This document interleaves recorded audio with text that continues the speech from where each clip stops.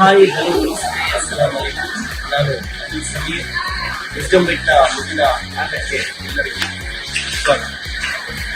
ನಮ್ಮ ದೇಶ ಅದೆಷ್ಟು ಸುಂದರವಾದ ದೇಶ, ವಿಶ್ವಕ್ಕೆ ಹೋಲಿಕೆ ಮಾಡಿದ್ರೆ ಭಾರತ ತನ್ನದೇ ಆದ ಸಂಸ್ಕೃತಿ, ತನ್ನದೇ ಆದ ನಂಬಿಕೆಗಳಿಂದ ಹೆಸರುವಾಸಿಯಾಗಿದೆ.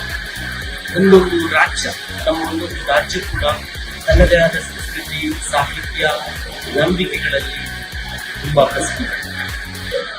ಈಗ ಕರ್ನಾಟಕದಲ್ಲಿ ಅಂದ್ರೆ ನಮ್ಮ ರಾಜ್ಯದ ಸಂಸ್ಕೃತಿ, ನಮ್ಮ ಜನರ ಭಾವನೆಗಳು, ನಮ್ಮ ಜನರ ವೃತ್ತಿಗಳು, ನಾವು ಮಾತನಾಡುವ ವಿಷಯಗಳು ವ್ಯತ್ಯಾಸ.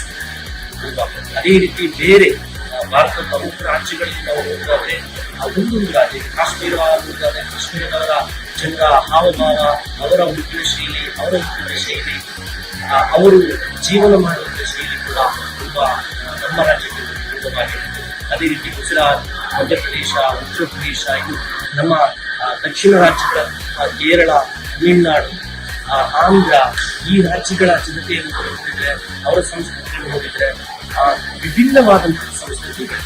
ಇದು ನಮ್ಮ ವಿಶ್ವದ ಯಾವ ದೇಶಗಳಲ್ಲಿ ಕೂಡ ಆದ ಕಾರಣ ಭಾರತ ಇಷ್ಟು ಜನಸಂಖ್ಯೆ ಇದ್ರೂ ಕೂಡ ತುಂಬಾ ನಮ್ಮ ಸಂಸ್ಕೃತಿಗಳು, ವಿವಿಧ ಭಾಷೆಗಳು, ವಿವಿಧ ನಂಬಿಕೆಗಳು, ವಿವಿಧ ಆಚಾರ ವಿಚಾರಗಳು ವಿಭಿನ್ನವಾಗಿರುತ್ತವೆ. ಆದ ಕಾರಣ ಭಾರತವನ್ನು ವಿವಿಧತೆಯಲ್ಲಿ ಏಕತೆ ಹೊಂದಿರುವ ರಾಷ್ಟ್ರ ಅಂತ ಕರೀತಾರೆ.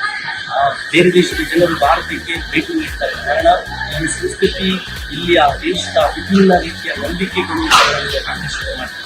ಅದೇ ರೀತಿ ಇಲ್ಲಿ ನೆಲೆಸಿರುವಂತಹ ಹಿಂದೂ, ಮುಸ್ಲಿಂ, ಕ್ರಿಶ್ಚಿಯನ್, ಜೈನ, ಬೌದ್ಧ, ಪಾರ್ಸಿಗಳು ತಮ್ಮದೇ ಆದ ರೀತಿಯಲ್ಲಿ ಎಲ್ಲರೂ ಒಗ್ಗಟ್ಟಾಗಿ ಜೀವನ ಮಾಡ್ತಾರೆ. ಇಂತಹ ಸುಂದರವಾದ ದೇಶ ನಮ್ಮದು. ಇದನ್ನು, ಈ ಸಂಸ್ಕೃತಿಯನ್ನು ನಾವು ಉಳಿಸಬೇಕು, ಬೆಳೆಸಬೇಕು. ಮುಂದಿನ ಜನಾಂಗಕ್ಕೆ ನಮ್ಮ ಈ ಸಂಸ್ಕೃತಿಯನ್ನು ಅವರಿಗೂ ಕೂಡ ನಾವು ವರ್ಗಾವಣೆ ಮಾಡಬೇಕು. ಆ ಮೂಲಕ ಇದರಲ್ಲಿ ಯುವ ಜನತೆ ಪ್ರಮುಖ ಪಾತ್ರ ವಹಿಸಬೇಕು. ನಮ್ಮ ಮೂಲ ಸಂಪ್ರದಾಯ, ಇದರಿಂದ ಬಂದಿರುವಂತಹ ಸಂಸ್ಕೃತಿಯನ್ನು ಮುಂದಿನ ಜನಾಂಗಕ್ಕೆ ನಮ್ಮ ಆರ್ಥಿಕ ಧನ್ಯವಾದಗಳು.